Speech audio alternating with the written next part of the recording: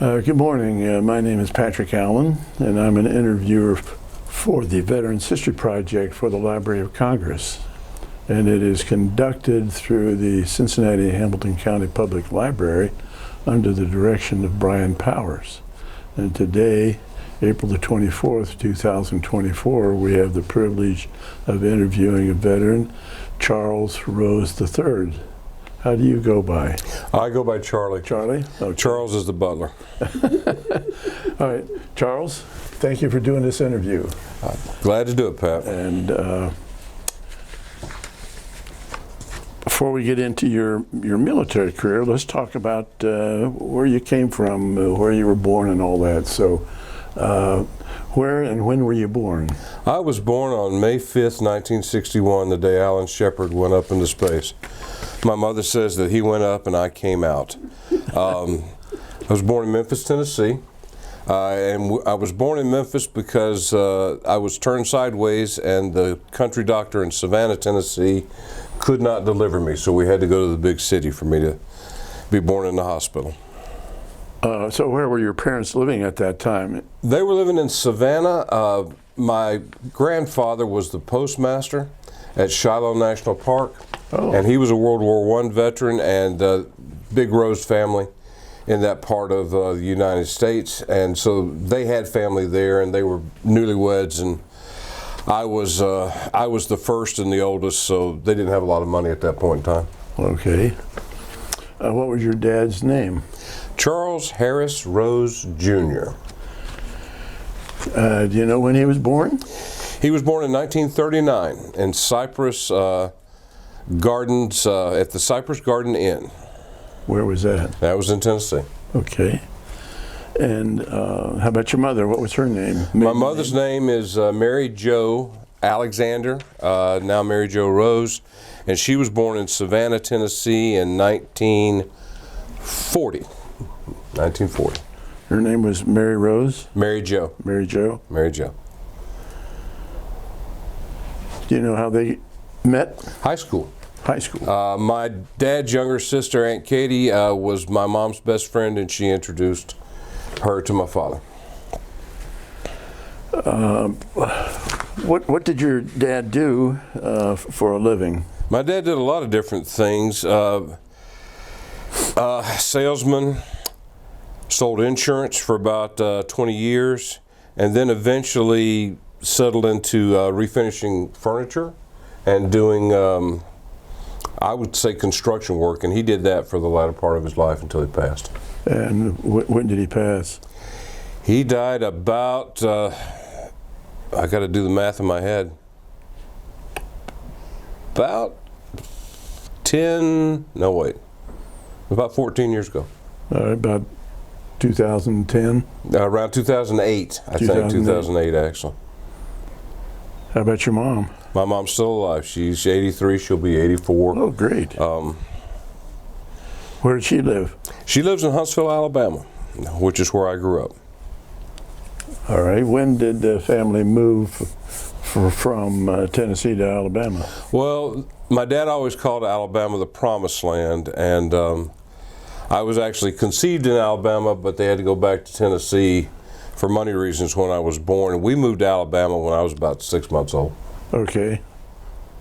So very little time in Tennessee. A lot of time in Tennessee in the summertime, but we always lived in Huntsville. All right. Did your mom work outside the home? No, she did not until my parents separated, and then she went to work in the factory. She worked making blue jeans for a while, and then she got on with a company called Onan, which built generators, and then she got the job that basically fed us for the next 20 years, and that was Chrysler. She was UAW, and she actually built computer boards for the M1 Abrams tank. Oh, wow. Okay. I think before we got on camera, you mentioned your grandfather had been a veteran. Oh, if you look at my family tree, my Uncle Lloyd, Travis, was an Air Force veteran for 20-something years, fought in Vietnam.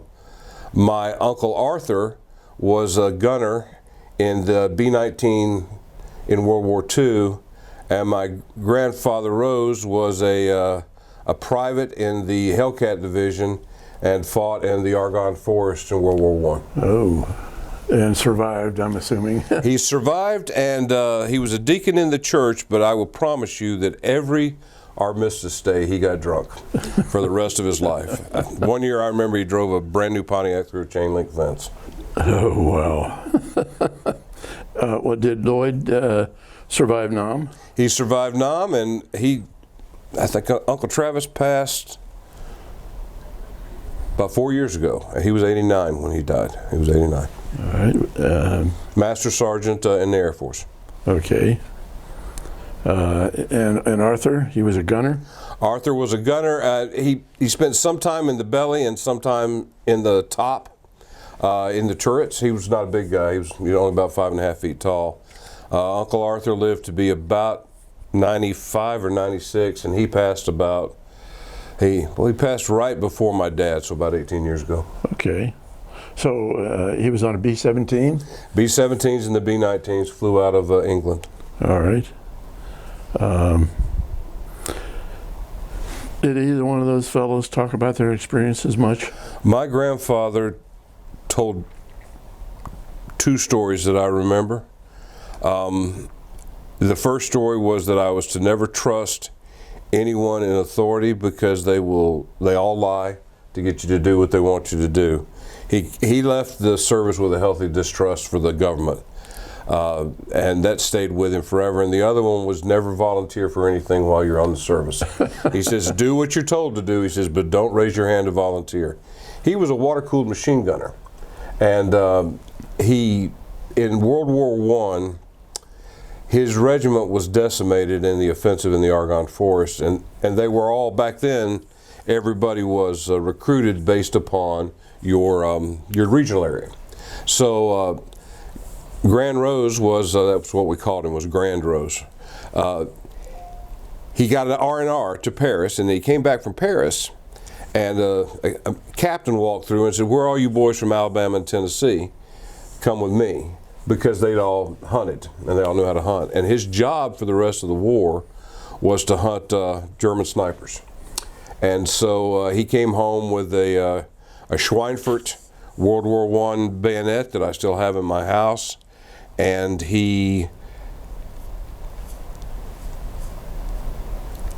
I don't think he was proud of service. It was something that he did because it was what you're supposed to do. Mm-hmm. But he had back injuries and problems from it for the rest of his life. From the military service? From the military service, yeah, he did. So was he fighting in the trenches, or? He fought in the trenches, and then after they made them hunt snipers, that was what he did for the rest of the war. All right. How about your Uncle Travis? Did he talk about his Nam experiences at all? He was one of the guys who stood in the Puff the Magic Dragon gunship and shoveled the brass out the door. He said the brass came off the gun so fast that if you didn't shovel it out, it would cover you up by the time you flew a mission. And he was in Vietnam for a year.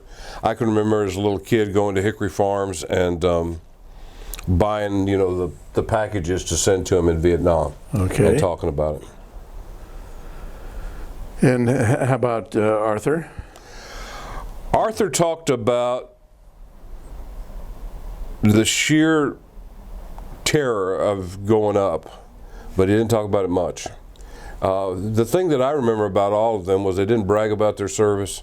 If you brought it up, you had to hit it at the right time to get them to talk about it. Kind of had to drag it out of them. You had to drag it out of them, and there had to have maybe been a little alcohol involved beforehand, and it had to be in the right setting. And they didn't like to talk about it around the women folk at all. Mm-hmm. Mm-hmm. They didn't.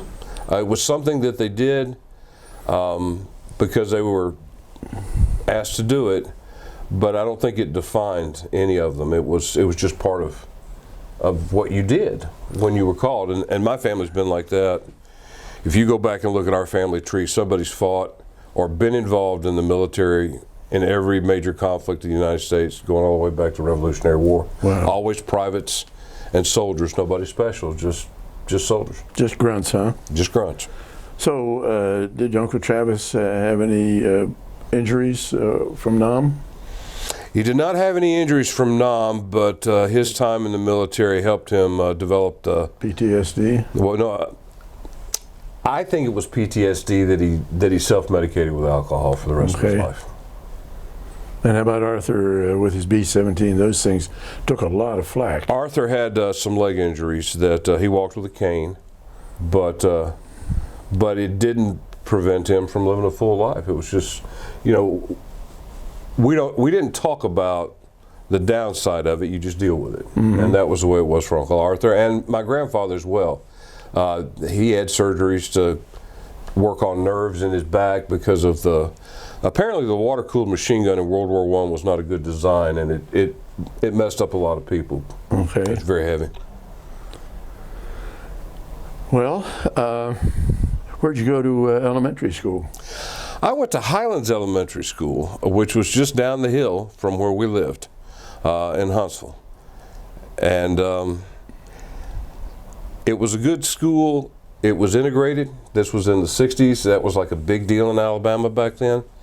And I can remember that we had moon rocks from the moon landing because the Space and Rocket Center was right there, and we actually had rocks from the moon from the first in the school, and that was sort of cool. So it was integrated. So let's just take your 8th grade, for example. How big was your class? In the 8th grade, oh Lord, my class was 30, and there were 1, 2, 3, 4, 5, 6, 7, 8, probably about 240 people. Okay. About 240. And in your class of 30, how many blacks did you have? 6 to 8. Now you're a decent sized fella. Did you play sports? I played football and soccer and baseball. Did you play all of those in elementary school? Elementary school, junior high school. Parents separated when I was in high school, so I couldn't play football, but I was able to play soccer my last year in high school, and got my letter. Back then, that was a big deal. Uh-huh. So when did you get out of elementary school? Oh Lord, I went to high school I graduated from high school in '79. So if you do the math working backwards, I probably got out of elementary school 75. 75 if you count elementary being all the way up into the 8th grade. Okay. Yeah. And then where'd you go to high school? J.O. Johnson High School, which does not exist anymore. It's been torn down in Huntsville.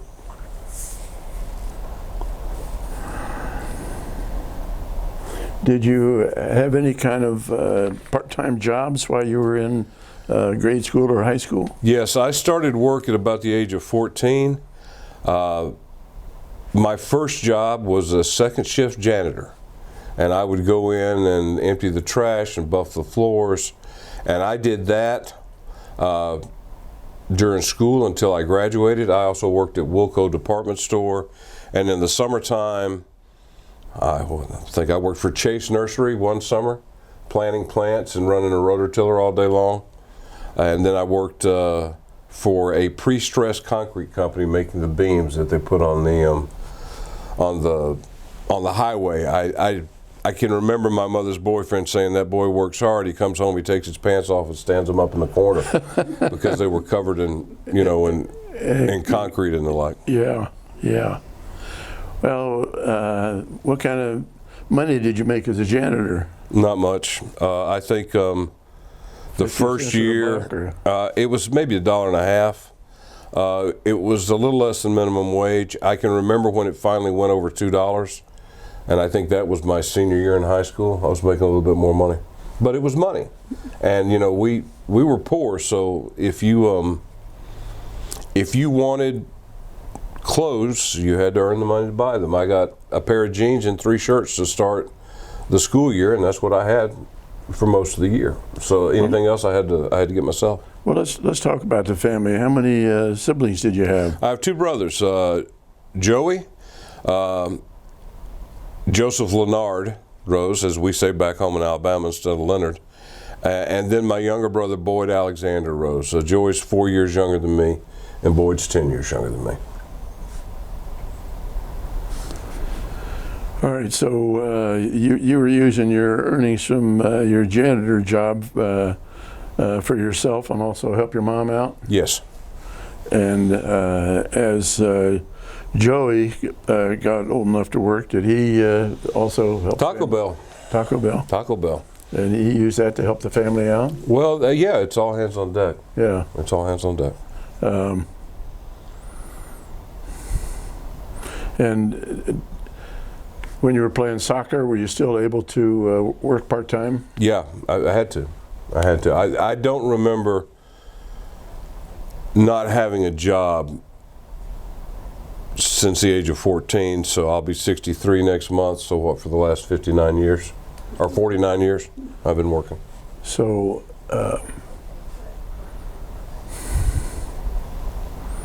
you were, when did you have time to do your homework and studies? I didn't have to study in high school.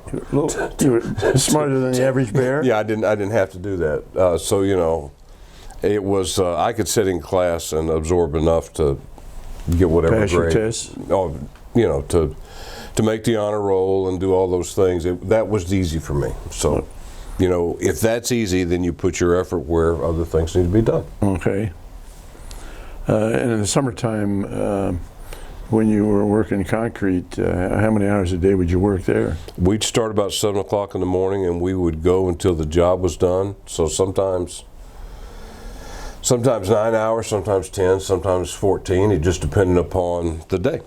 That's probably a relatively good paying job, wasn't it? It paid well, and the thing that I love about that job, looking back on it, is that it broke down all barriers in life.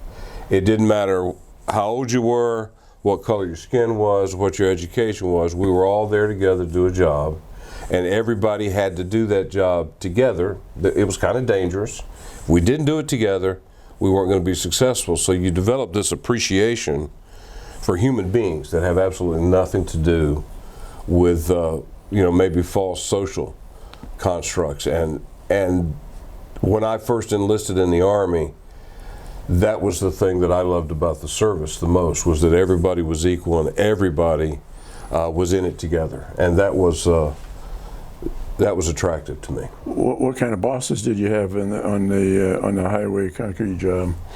Rough. I mean, they were Southern men in the 1970s, so you know, a lot of swearing, a lot of cursing during the week, and church on Sunday. That's how they were. But did they take good care of you and make Yes. sure your job was safe? Oh, absolutely. I was never worried about safety. I never felt like we were put in danger. I felt like we were supported and, you know, cared for. But it was like being on a sports team. You had to have the wherewithal to do that work. And not everybody would show up every day, and not everybody would do the work. But if you did, then you were in the club, so to speak. Well, how about yourself? Did you go to work every day? Oh, yeah. How'd you get to and from work? I drove whatever car I had that would start. I went through a series of clunkers. My first car was a 1968 Chrysler New Yorker that we bought at a police auction. And I drove a 68 New Yorker. I drove a 68 Ford Ranchero, which was a car truck, which I thought was a big deal back then.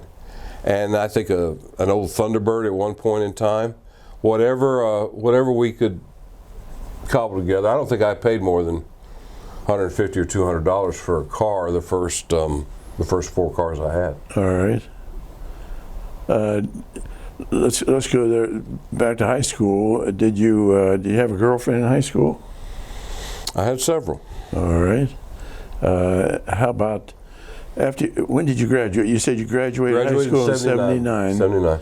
And what did you do after graduation? I was a I worked in the concrete factory that summer, but I was a National Merit Scholar, and I had a partial scholarship to Auburn University. I was going to be a veterinarian, and so I loaded up my truck that August and drove down to Opelika, Alabama.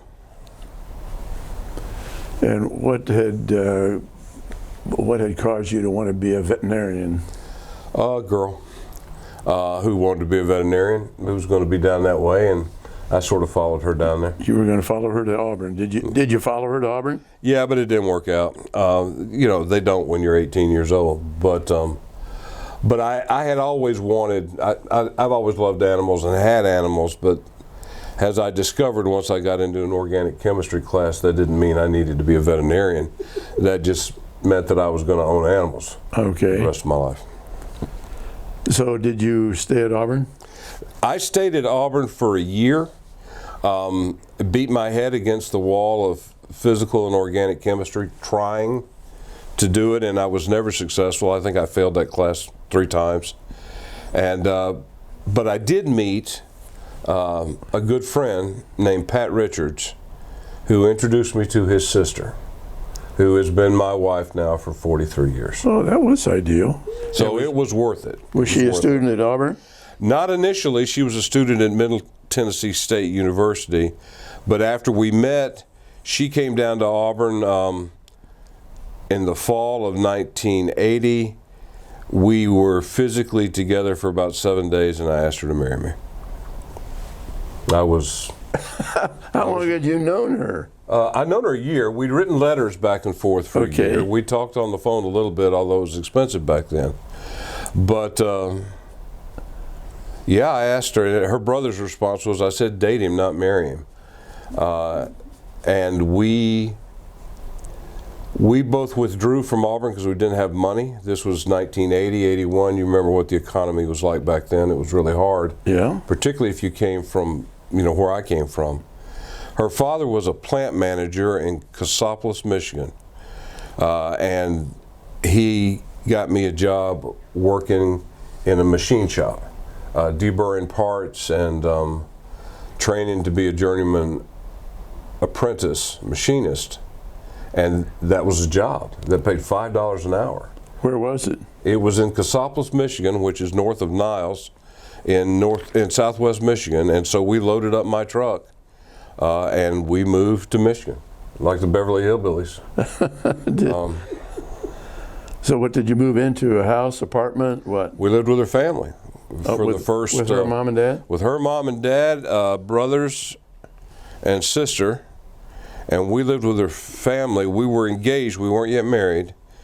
We lived with her family for, 6 to 8 months. And then we got married, and then we rented a house in South Bend, Indiana. How far was that from work? 30 miles. About a half-hour drive. About as far as I drive now to get to work each day. And I didn't write down what your wife's name is. Pamela. Pam? Did Pam get a job when you were up at South Bend? Oh yeah, she worked until we had children. Pam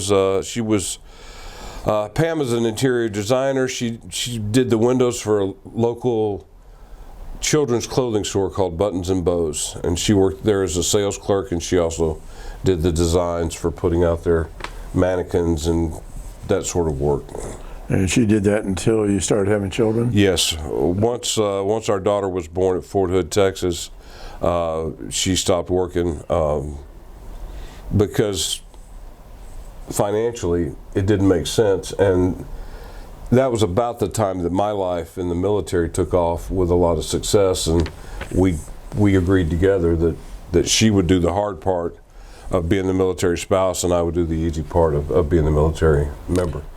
All right, well, take me from South Bend to Fort Hood, Texas. Did you enlist or were you drafted? I enlisted. What happened was we tried to move back to Alabama to be close to my family, and financially it was really hard.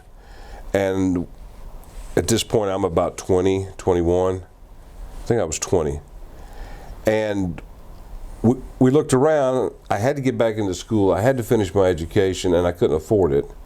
And a Be All You Can Be commercial came on the TV with the African American dude saying, "Good morning, First Sergeant." In the Army we do more by 9 o'clock than most people do all day long. And I thought, well, I can do that. And I went down and talked to a recruiter, and they sort of put you through your paces with the testing, the MEP station, the Armed Services Vocational Aptitude Battery Test.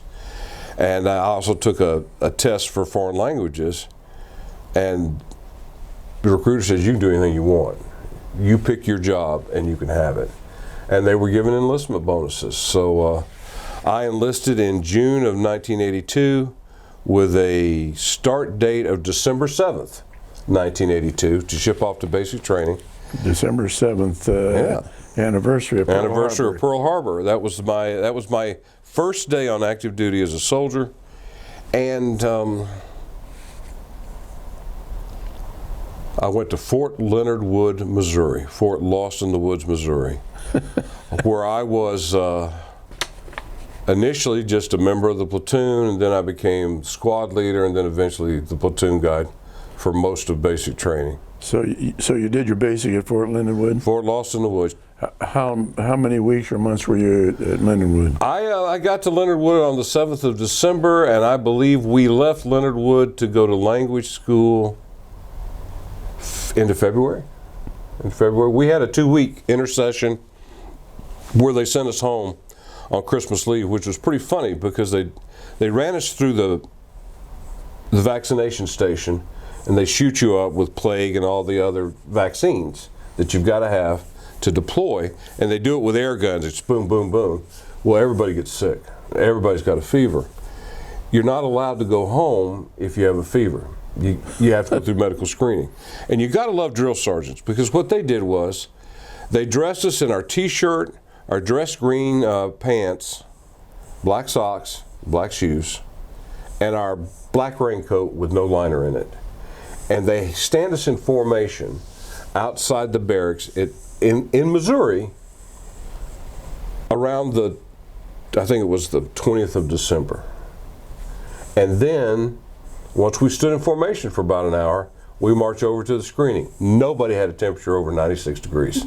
Everybody went home for Christmas. So you had to stand there for an hour doing nothing? Yeah, just standing there. At attention? Or at attention. Chilling. Just chilling, literally chilling. By talking to you or giving you a lecture or instructions? No, we just stood there in the dark. About 4:30 in the morning. I mean, basic training always changes, right? And everybody remembers basic training from when they were there.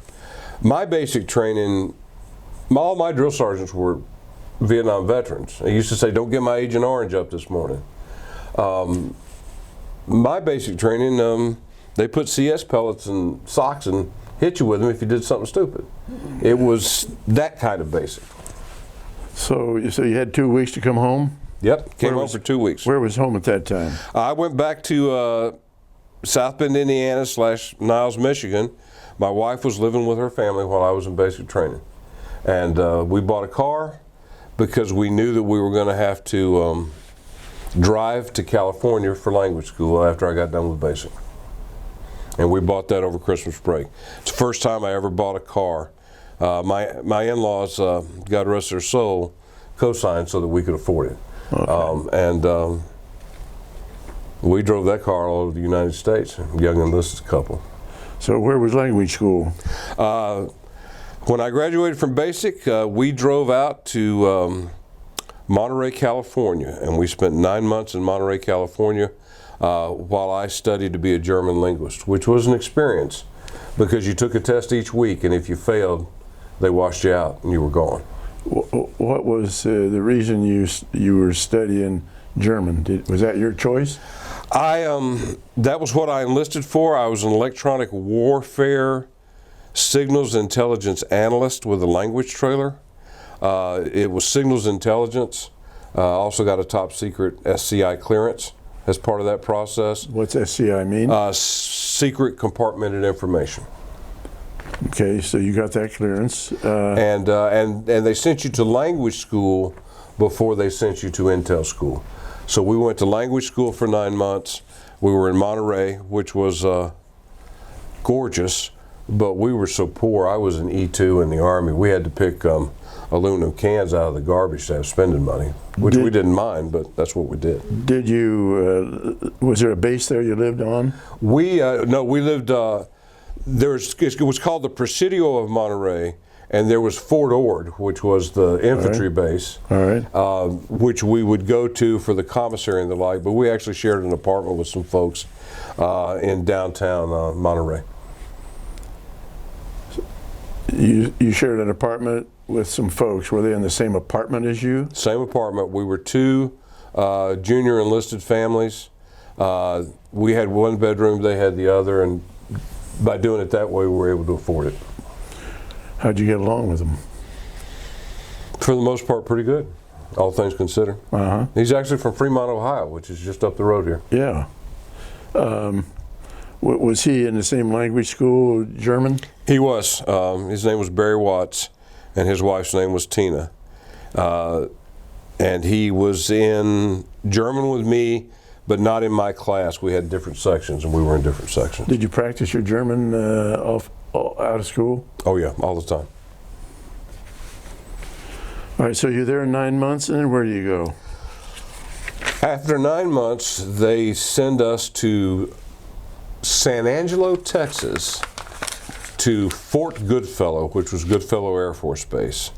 And that was where we did the electronic warfare signals intelligence training. I learned how to read code. I learned how to do cryptographic work where you can analyze traffic and break down messages. I did that sort of work. And once I graduated from there, we were there about 4 months. Then I got my enlistment bonus because I had successfully completed my training, which was a big deal for us. And then they sent me to Russian warfare school at Fort Devens, Massachusetts. And I was at Fort Devens on temporary duty for about 60 days, and then we went to Fort Hood, Texas for my first duty station. I think I've been up to Fort Devens. That's in the northern part of Massachusetts, isn't it? By Worcester. Yeah. By Worcester. It's cold. Cold. How long were you up at Devens? About 60 days total. About 60 days. And we were in a classified environment where we were learning certain things about systems that I still can't talk about, but I can remember signing the agreement that President Reagan had initiated that required, that put us on notice that if we said anything, if we disclosed anything, if we took anything out of the skiff, we were subject to 10 years in prison and a $10,000 fine for every piece of paper and every violation. Oh my goodness. Oh, yeah. Well, people who don't do intelligence work don't understand that the methodologies of how you get the intelligence are actually more important than the intelligence itself. Mm-hmm. And from seeing the intelligence, you can derive the methodologies, and that can be a real problem. So did you have any difficulties during that 60 days? No, I had a blast. I was temporary duty. We'd go into Boston every weekend, and a boy from Alabama walking around Boston is pretty funny. And yeah, was Pam with you up there at No, Devens? she was not. She was with her family. Okay. Because it was TDY and I had to stay in the barracks. We weren't allowed to have family with us. Same thing at Goodfellow. You were there 4 months without her? No, Goodfellow, she came with me. Okay. That was TDY en route, so she was allowed to be there, and we rented a really small place in town, and she worked at JCPenney's while I went to school. When was your first child born? Laura was born, we got to Fort Hood, Texas as a duty station in 1983, and she was born in April of 1985. And is Laura still living? Laura is a law professor at the University of South Dakota. Wow.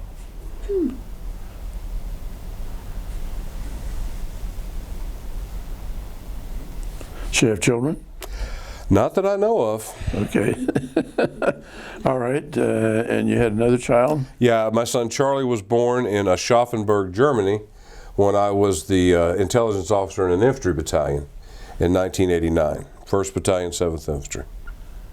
Probably my best duty assignment for all 22 years.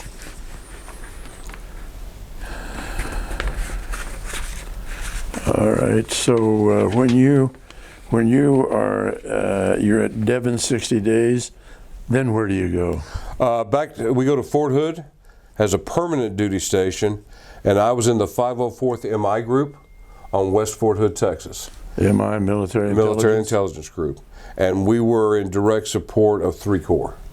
3 Corps was our parent unit, and we had an 06 who was in charge of the group, a wonderful colonel named Colonel Gower, who eventually I got to know, and he helped me get an ROTC active duty enlisted scholarship, and I was able to go back and finish college as an ROTC cadet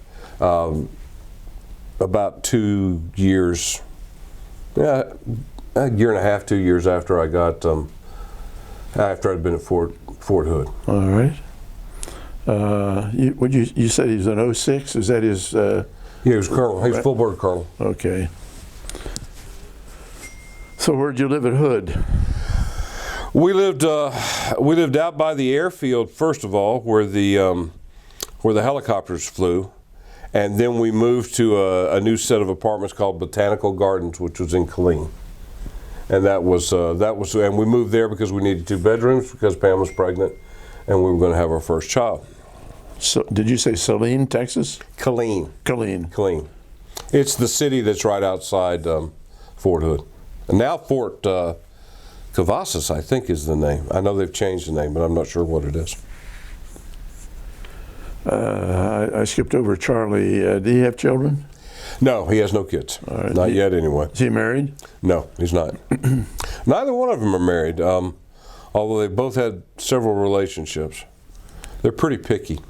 So Laura, we haven't gotten to what you're doing. You're the dean here at the law school, but where'd she go to law school?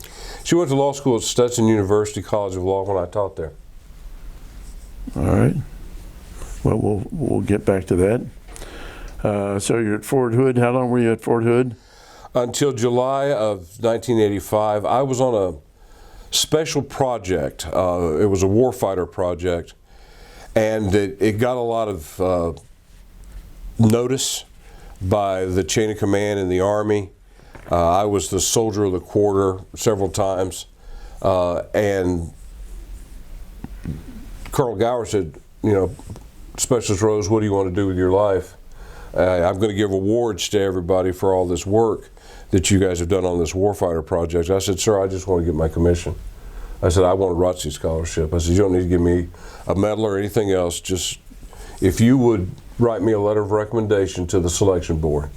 And the colonel looked at me, he said, I'll do you one better than that. He said, you get your packet together and I'll take it to the board. And I was one of about 200 soldiers, enlisted soldiers, selected to go back and finish college on the Army dime. I had a 2-year scholarship because I had about 2 years of college credit at that point in time, and I got a 2-year scholarship and left active duty in July of 1985 with a 3 or 4 month old daughter and a wife, and we went back to South Bend, Indiana to finish college. At Notre Dame? I got into Notre Dame as a freshman, but not as a junior. Okay. So I went to Indiana University, South Bend, for my undergrad and did all the ROTC work at Notre Dame. So I'm in the Fighting Irish Battalion. I'm the commander of the drill team. I did all of that at Notre Dame. I got my commission from Father Ted Hesburgh, which was like a he was president, cool. Wasn't he? He was the president, and our chaplain was Monsignor Francis Sampson. And if you've read the book, The Parachuting Padre, that was Chaplain Sampson, who I didn't know it at the time, but he later wrote me a letter of recommendation for the funded legal education program a few years later. Super. Yeah. Super. So at Notre Dame, that moment in time, that became the locus around which my military career flowed through, and opportunities just expanded, and all of it because of the Army. Okay. So you finished at Indiana University there in South Bend. Yep, 2 years. And what was your degree in? Political science, Bachelor of Arts, majored in political science with a minor in English and almost a minor in history, but I didn't quite have enough credits. So when you got your degree, you're still in the Army? I'm in the Army Reserves. Okay. But I am an ROTC cadet. And I had been to advanced camp, and I was one of a group of officers selected for a regular Army commission.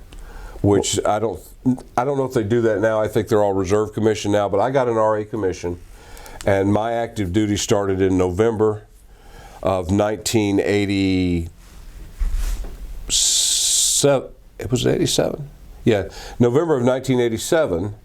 What was your rank? I was the second lieutenant. Okay. Second lieutenant.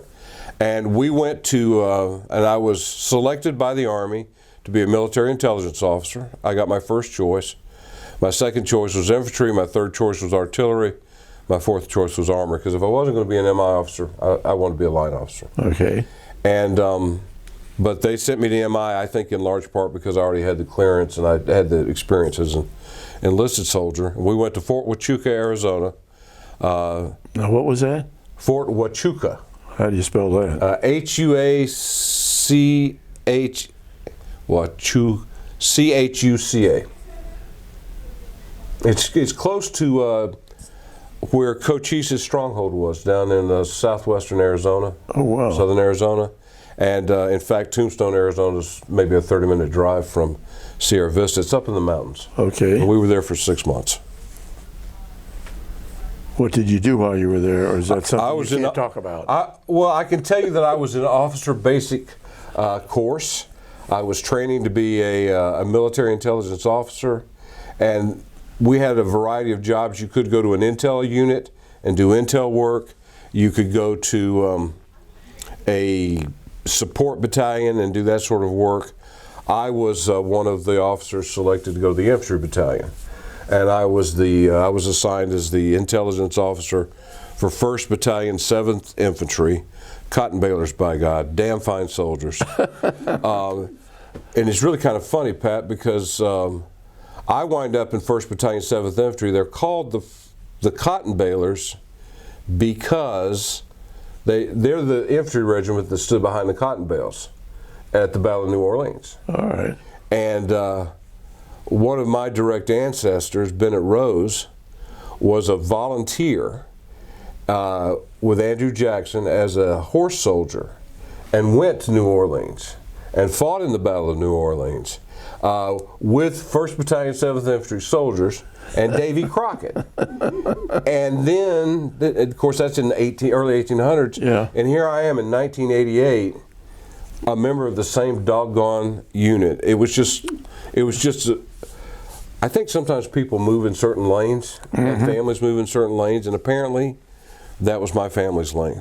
That was the best job I ever had in the Army, was being in the infantry battalion with those soldiers and those troops. That's pretty neat. What were your duties when you were with those fellows? I was the intelligence officer for the battalion, and then I also did other duties as assigned. I worked on the general defense plans. We did intelligence work in the Fulda Gap and the different avenues of approach we thought the Soviet Union would take. Okay, now were they to Fulda Gap, invade. was that over in Germany? That was in Germany, yeah. So we're in Germany now, 1st Battalion, 7th Infantry. And we were in Germany for about 2.5 years. My son was born there in Aschaffenburg, Germany in 1989. And I came home from I'd been deployed for about 9 months. We'd been in various places doing various things. And I walked in the house and I told my wife there was no intelligence in the military and I wanted to go to law school. I had been assigned an extra duty as the board and hearing officer for the battalion and the brigade. So I was the guy who did all of the separation actions. Think of it as employment actions for about 5,000 infantry soldiers. And boy, that's trial work. I got to do that, and I was like, I need to get the degree that will let me do this all the time. And the Army had a program called the Funded Legal Education Program, FLEP for short. And every Army officer, Army-wide, between 3 and 6 years of active duty service can apply to the program. It is, as you might imagine, pretty selective. Sure. The statute allows them to take up to 25 people in a year, at least back when I was applying for it. And I was fortunate. I was one of 15 soldiers selected Army-wide to go to law school on the government's dime. All right. And so we left Germany in July of 1990, 2 weeks before they froze all permanent change of station orders because of Desert Shield, Desert Storm. So where'd you go July? I went to Notre Dame, Indiana, to the University of Notre Dame Law School. All right. Now, had you been discharged? No, I'm on active duty. I am getting paid as an officer in the United States Army all 3 years that I'm in law school. I used to tell my classmates that the convertible in the parking lot was their tax dollars at work. What were you driving? It wasn't anything fancy, but it was a convertible. I think it was a Geo Metro, if I remember right. But it was red. So you were in Germany about 9 months? No, we were in Germany about, we got there I got there in May of 1988, and we left in July of 1990, so 2 years and a couple months. Okay. Total.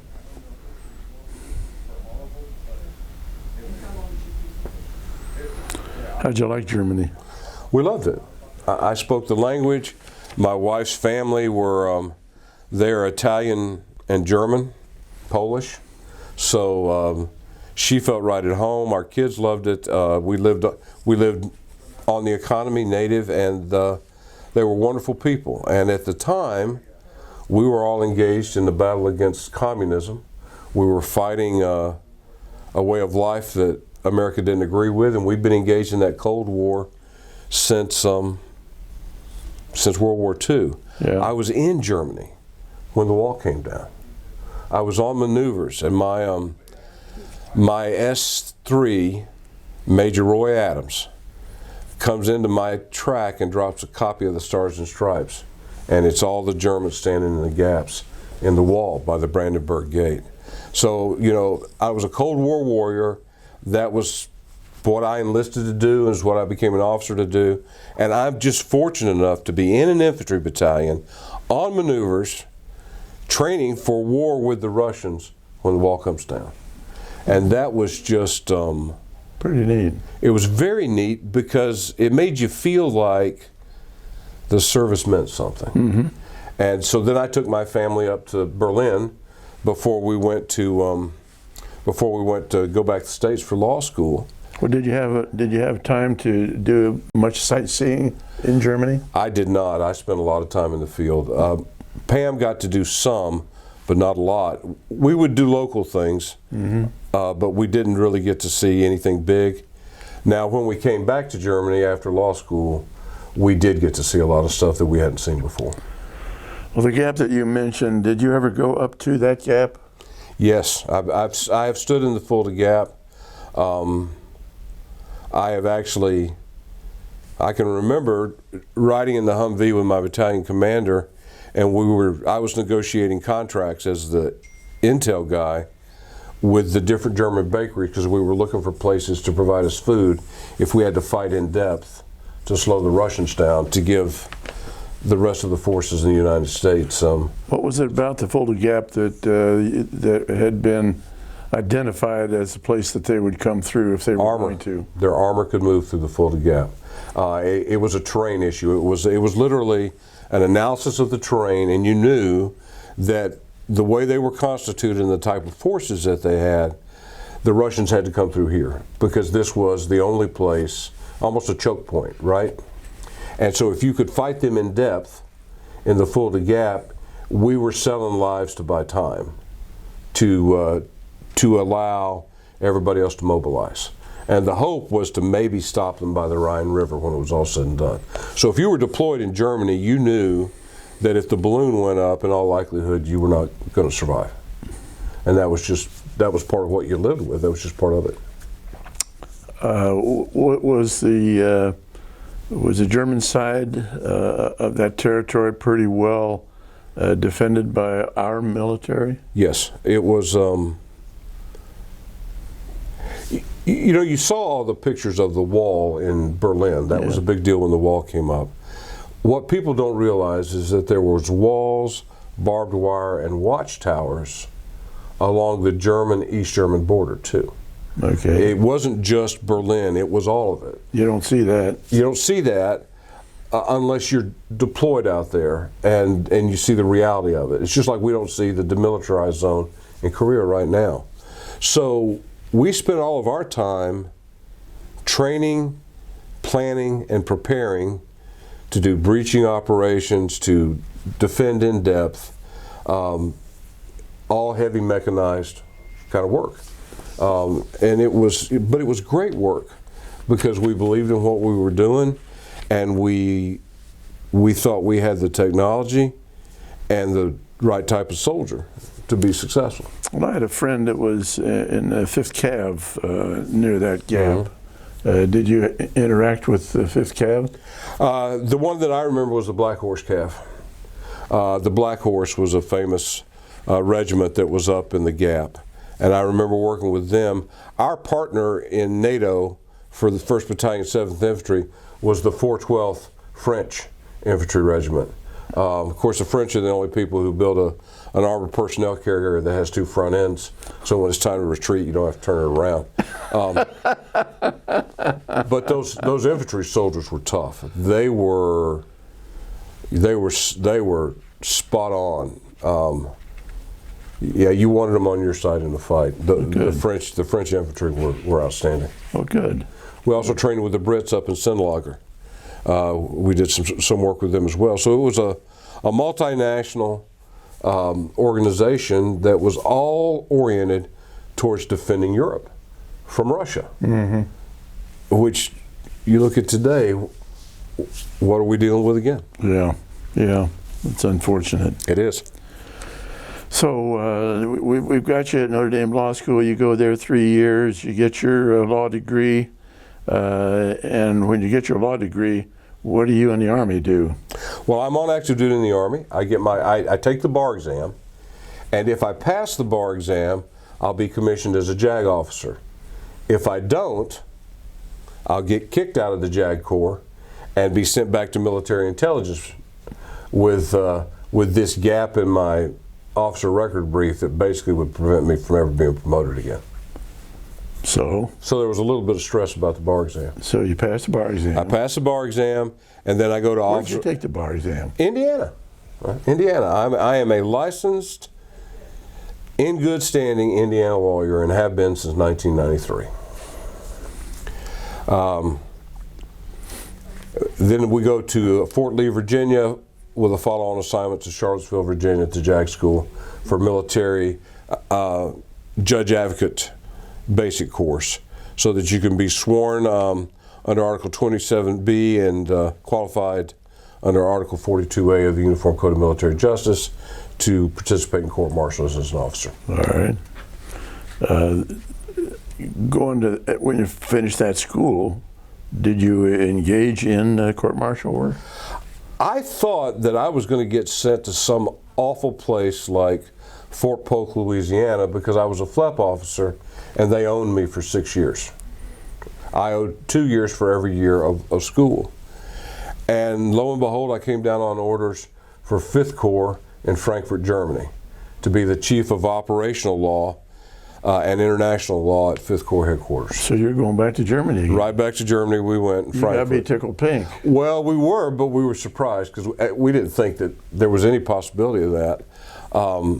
And I was actually the head of operational law and international law when President Clinton sent us into Bosnia-Herzegovina for Operation Joint Endeavor. And I helped negotiate as a captain with Lieutenant General Rutherford. I was his representative working with the State Department and folks from various national agencies to negotiate the rules of engagement and what kind of status of forces agreement we would have as we went into Bosnia-Herzegovina for peacekeeping. So how long were you over in Germany? I was in Germany until July of 1990, when I was assigned as the senior defense counsel at Fort Benning, Georgia. And in Germany... No, wait a minute. You say July 1990, but you passed the Indiana bar in 93. Oh, I'm sorry, 1996. 96. The July of 1990 was when I went to Indiana to go to law school. Yeah. So when did you go to Germany? What month? We went to Germany in November, December of 1993. All right. And we came back in July of 1996. Were you stationed at the same locale? No, we were in Frankfurt for 6 months, and then we moved all of 5th Corps headquarters as part of the drawdown to Heidelberg. Now, during that 3 years, did you have time to do any sightseeing? Yeah, we did a lot. We did a lot. And when I wasn't doing it, my wife was on the road because we were one of the few families that had a minivan. And so she would take the wives, and they were in Poland, they were in Germany, they were in Italy. She got arrested once and accused of smuggling Jadro and Polish pottery by some Polish guys. At the end of the day, it was nuts. She called me once from Venice, Italy. I said, "What are you doing in Venice, Italy?" She said, "Well, we went to get on the train to go to Vicenza, but we went the wrong way, so I'm spending the night in Venice with all these other." So she had a ball, and I got to travel some too. So it was not all work. Are the kids over there with you? Oh yeah, absolutely. My daughter's speaking German. I think she goes through the 4th grade in Germany, and my son is was it 1st or 2nd grade, and then we eventually we PCS to Fort Benning, where I was senior defense counsel. You say PCS, what's Permanent change of station? okay? But in Germany, I was chief of operational law, and then I was chief of claims for a little while in the acting OIC of an office. That's officer in charge, and then I became the senior trial counsel, and I prosecuted cases in Germany the last, that's a year and a half, 18 months, 2 years. What, you don't get into individual cases, but what type of cases did you handle? Murders, rapes, robberies, sexual assaults. I tried a little bit. I tried whatever came in the door, and first chair from the very beginning. I think I had a second chair lieutenant colonel for my very first case, and after that, they let me fly solo. I once had a judge tell me, "Everyone knows you're the best trial lawyer in Germany. Could you please act like you don't know it?" Which I said, "Sir, I'm trying." But I was in Germany when Sergeant Major Gene McKinney, who was later court-martialed, was the Eustis Sergeant Major, and he and I had a slight run-in on a case that I was trying. He tried to exert some influence on the adjudication of the case, and I had to have a conversation with him about that. And then I wound up testifying at his court-martial and was cross-examined by my supervisor because I was in TDS, and he had a TDS attorney at that time. Well, that had to be a little tense. It was fine. I asked, the colonel said, "Charlie, do you have any questions of us before we begin with your cross-examination?" I said, "Sir, the only thing I need to know is, are you still my senior rater, or am I going to get a efficiency report from someone else since we have a conflict of interest here?" And he put it on the record that he would not be grading me that cycle. I had observed Sergeant Major obstruct justice, and that was one of the charges that was against him in that court-martial. In fact, it's the only thing he was ever convicted of. Mm-hmm. Mm-hmm.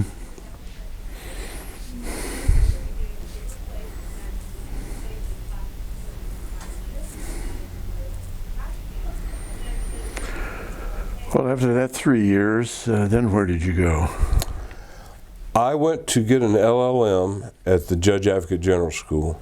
Was the Army going to pay for that? The Army paid for that. It was a requirement for professional development for all Army judge advocates. We also have Navy and Marine Corps and Air Force judge advocates there as well. And then I was lucky, I was one of a select few officers selected to stay at the Army JAG School and teach. Okay. Now, where was that school? Charlottesville, Virginia.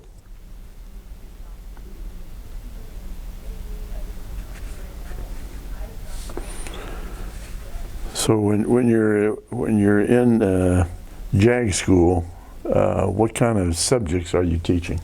I taught criminal law. My particular area of expertise was evidence, professional responsibility, and the homosexual conduct policy. Because at that point in time we had a policy on that, and I was the Army expert on that policy. It was one of my additional duties there. Mm-hmm. So how long did you teach there at the... I taught at the JAG school for 3 years. So we lived in Charlottesville for 4. I was 1 year as a student and then 3 years on the faculty. So this gets you to about 2000? It gets me to about 2003, actually. And the assignments officer came down and asked me if I wanted to be a prosecutor on the Tiger teams at Guantanamo Bay, because I was at the JAG school when the Twin Towers were hit. In fact, I was on the phone with Colonel Jim Smidley, who I'd worked with at Fort Benning. I was in charge of the leadership training for the JAG school, and he and I were talking through some issues, and the planes hit the tower, and he was working for the intelligence, INSCOM, Intelligence Security Command.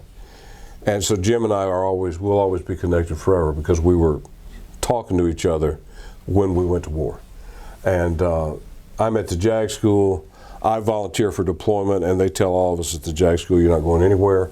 You guys are, you're necessary for training. You're more necessary for training than you are for deployment. So stayed there during the global war on terrorism beginning.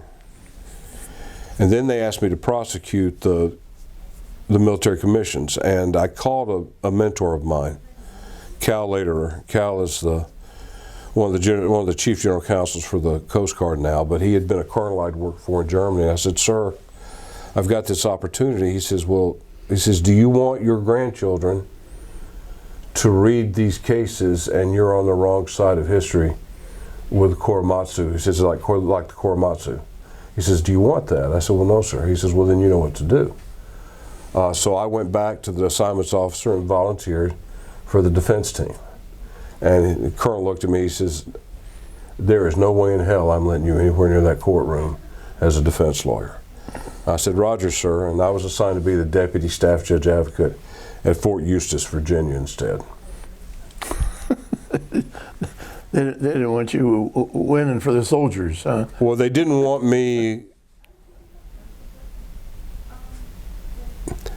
I think I probably have a reputation as a bit of a character and as a very good lawyer. And there were problems with the commissions that from the very beginning. And we all knew that. And I would have done what a lawyer does, which is make certain that the rule of law and due process is given to everybody involved, and they didn't want to deal with that. So there were some other great guys who took that job, some of them friends of mine, and they did exactly what I would have done, and the outcome was the same anyway. Well, do you think sometimes that you knew more about the military regulations than the commission did? I have no doubts that I did. When they started those commissions, there was a meeting, and the Department of Justice representative told General Romick, who was the Judge Advocate General, "I want these commissions to work like the commissions did for the Indians. We're going to try them in the morning, we're going to execute them in the afternoon." And General Romick, to his everlasting credit, looked at the DOJ representative, a big political appointee, and he said, "Well, you can do that, but you're not going to do that with my JAG officers, because that would be a violation of their oath as attorneys. So we will withdraw from representing and being involved in this." Mm-hmm. And then General Romick, the head of the Navy JAG, the head of the Air Force JAG, they all together said, "We will not do this if due process is not built into these rules."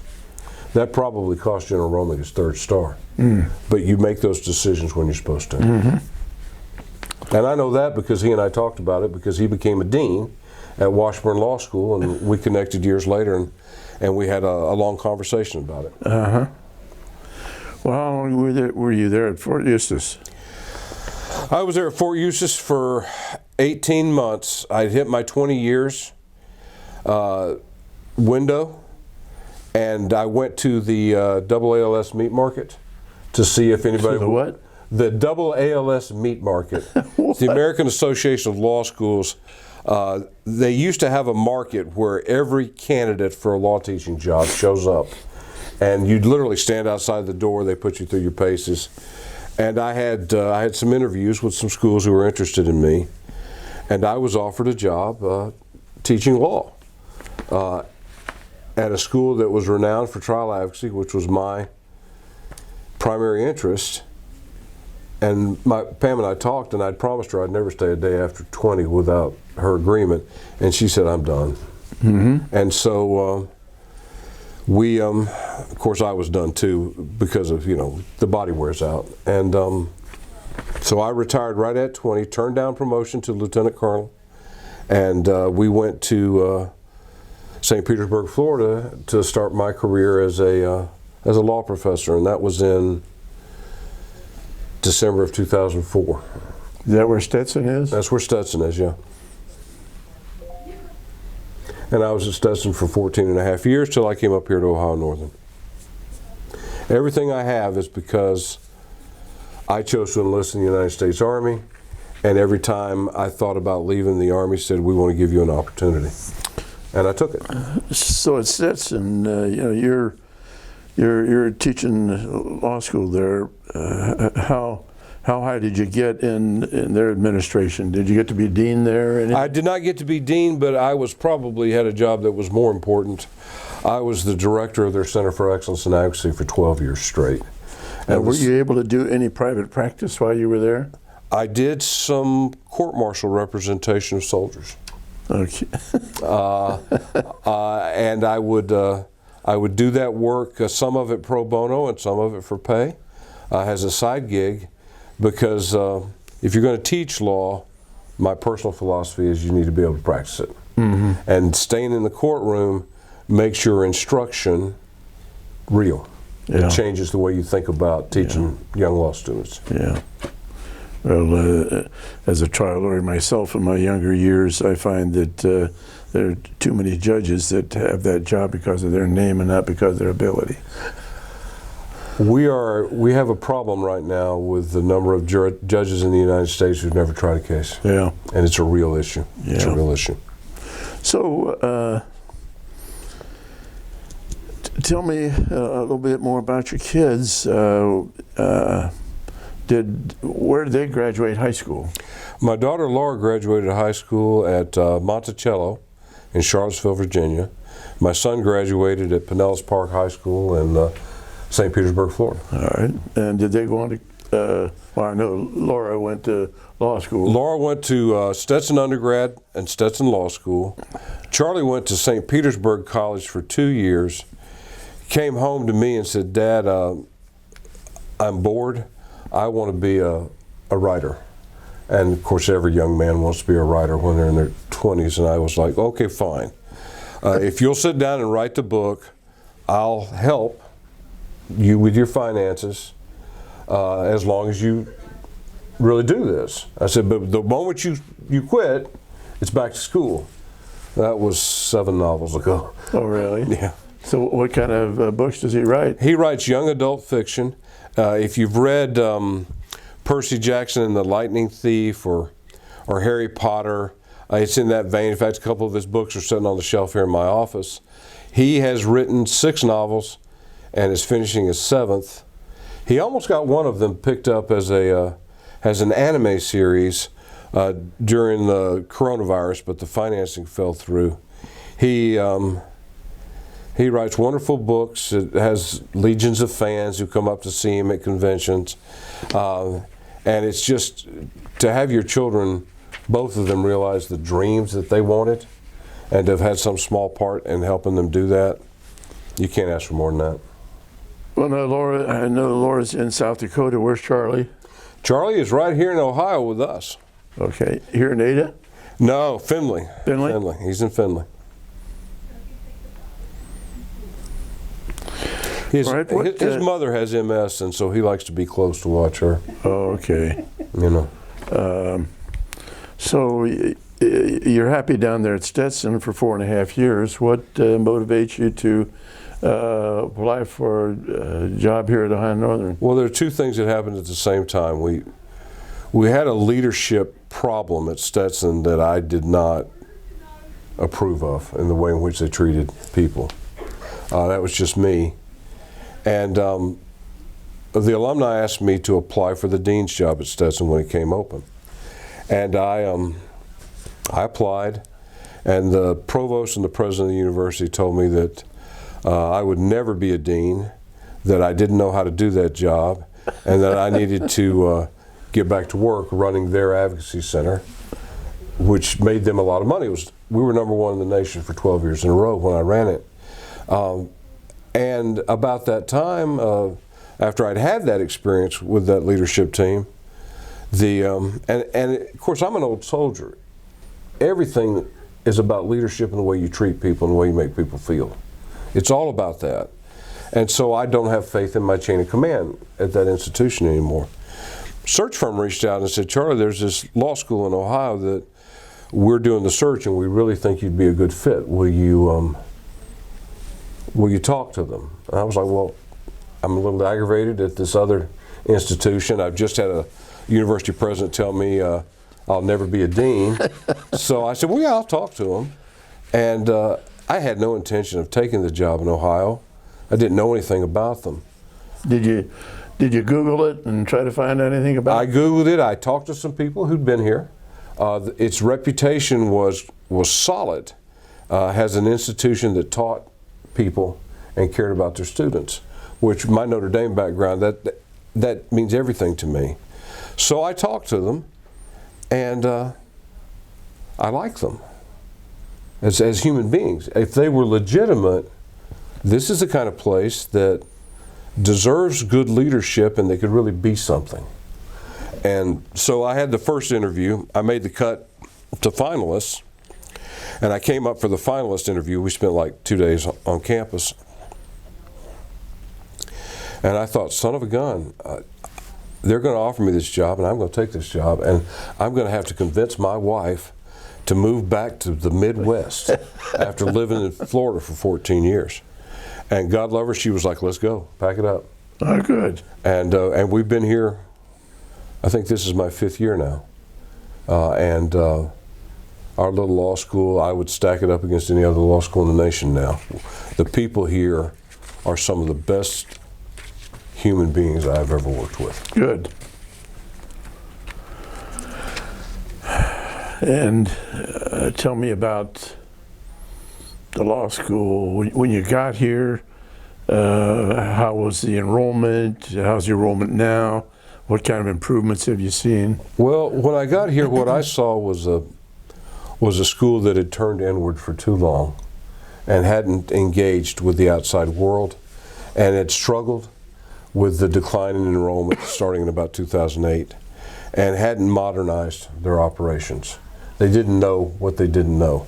So what I did was rework it all, the processes, and just applied compassionate leadership, lifting people up, finding opportunities, talking about them all the time. Because I saw people who were afraid that their school was going to close, and I knew that if we just did 4 or 5 things, we weren't going to close. We've doubled, tripled enrollment. We've modernized every classroom in the building except for one, and that was going to get done. We have started an online JD, one of only 3 in the nation, which fits perfectly with our mission of providing attorneys for rural practice. And we've already got 15 students enrolled in that program. We've only been recruiting for it a month. I've got a cap of 50. We're probably going to enroll well over 100 law students at the law school this year. And when I got here, I think there were 45 in the first class. Super. So, it's, rising tide floats all boats. Well, having graduated here, I'm happy to hear that. Oh no, it's in. A lot of very good people have done a lot of hard work. We're in a very good place right now. And every bit of it, Pat, flows through lessons that I learned in the Army. It sounds like it. It sounds like it. It does. It does.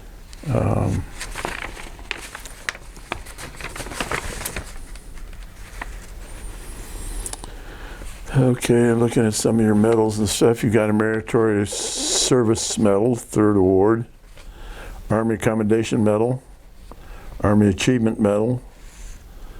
I can't read that word. Second award. Yeah, overseas service ribbons. You know, the global war on terror stuff.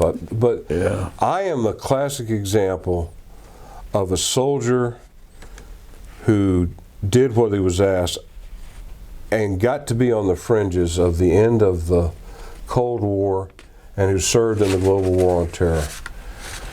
I'll never forget, and I'm back in Germany as the chief of operational and international law, and one of my additional duties is to monitor any German trial of an American service member to ensure that they get due process. And we had a soldier up in Berlin before the Berlin closed down who was alleged to have done some awful things. And he's being tried in the German courts. I'm a German linguist. I have to go up once a month and observe his trial to make certain that our agreement with Germany is being followed. Now they're trying him in the German language. He's got an interpreter. He's got an interpreter. I'm there. I can follow along. And he's being tried for rape and murder and a lot of other things. And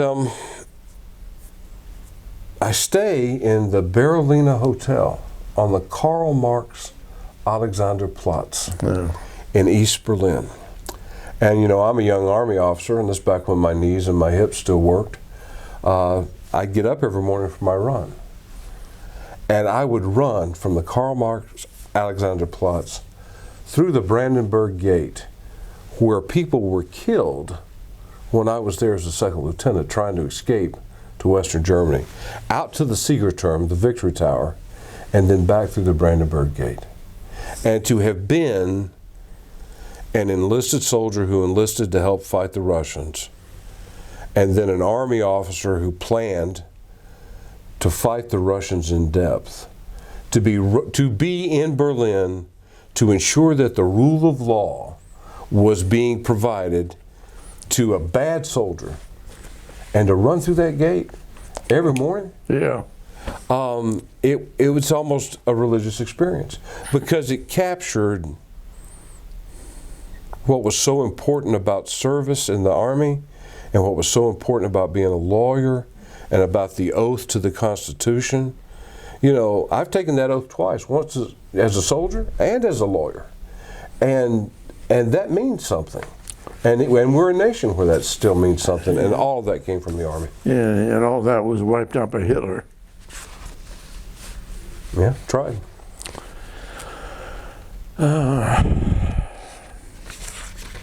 Well, we've talked about a whole lot of things. Yeah, we have. Is there anything that you think that your children might want to hear or see, or grandchildren, about your life, your experiences militarily or just as a civilian?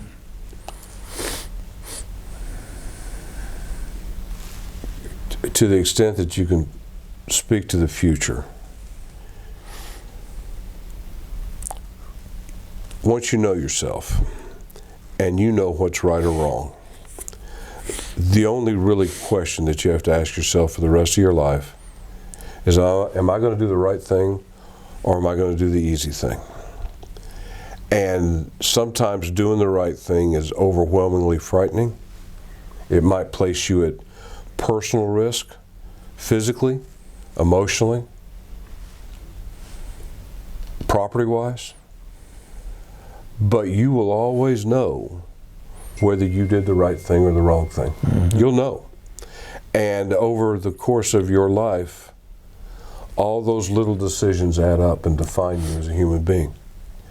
And to the extent that I've done anything that's noteworthy, it's because I always tried to do the right thing as it had been, as I thought it to be at that point in time.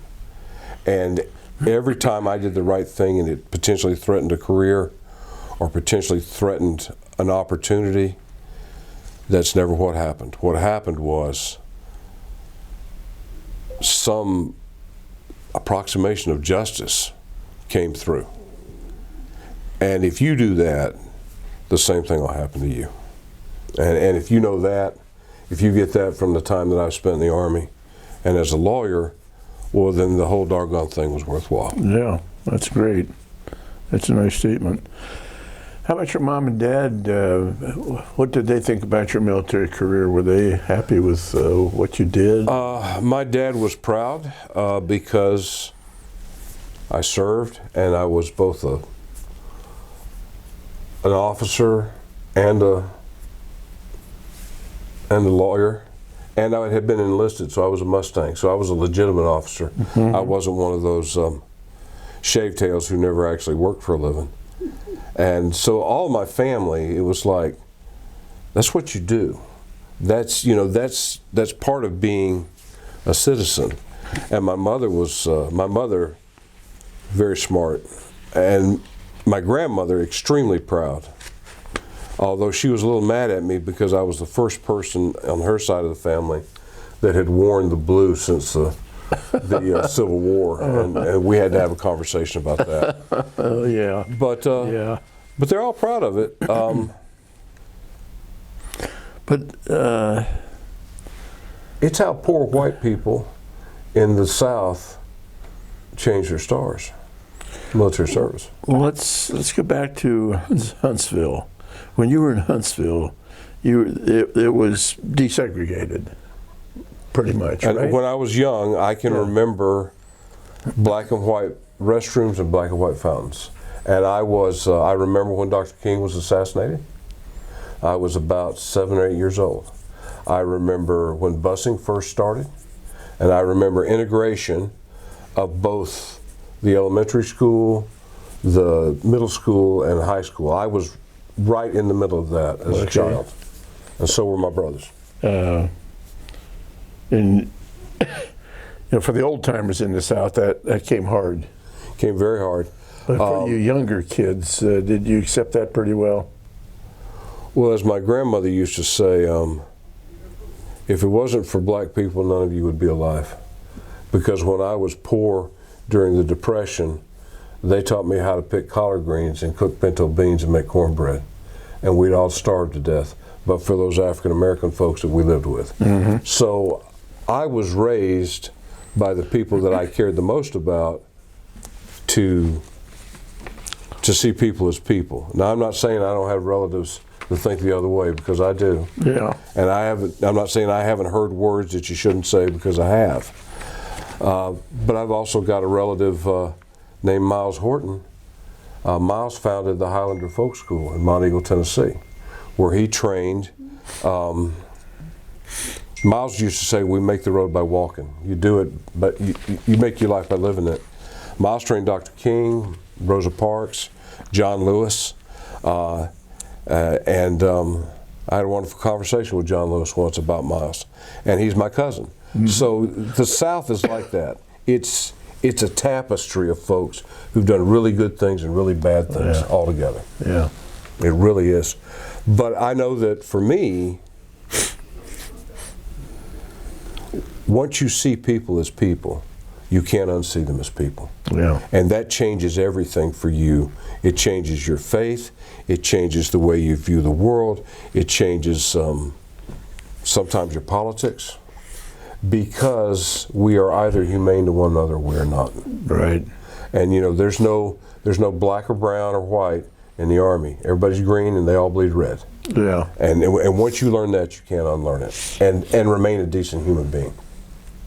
Well, I forgot to mention that our camera person today is my wife, Mary. Mary, do you have anything you'd like to ask Charlie about? Yes. Yes, ma'am. I want to meet Pamela. Oh yeah, you would love her. I would love that. She's the boss. Well, but she has, when you think of all the moves, and that she's gone with it. 17 times in 22 years we moved, Mary. Pam says, we don't dust in our family, we pack. And I want you to think about that for a moment. To have a partner who every time you say, hey, I want to do this, they say, okay. a partner who believes in you, I'll start to cry, that you will accomplish it, who trusts you and then supports you while you do it. We lived all over the world together, and we'll be married 43. It's an amazing thing, but we always turned inward towards each other and not away, and we always had each other. And my children and our families like that, because of our experience as a military family. It defined the way we made our family and the way we live our lives. We're extremely self-sufficient. We're very opinionated, and we're monstrously capable. Mm-hmm. My daughter, she gets tenure next year at South Dakota. She runs their trial team. She teaches evidence, and she is the boss at her school. Mm-hmm. And she loves South Dakota because it reminds her of us being in the military, living on a military base, because people just do the right thing. She loves the Midwest for that reason. You can see the threads of our service throughout our lives, and you will forever now. You will forever. Mm-hmm. So, thank you. Well, guys, I'm embarrassed that you asked these questions, but I promised Pat that I would talk about it. Well, Pam helped you become a major, right? Pam helped me become a man, and she saw me through all of it, and we made the decision together to turn down our last promotion and to retire. And not once did we make the wrong decision. Not once. Well, thank you for this interview, and thank you for your service. Well, Pat, please. All right. Always happy to help.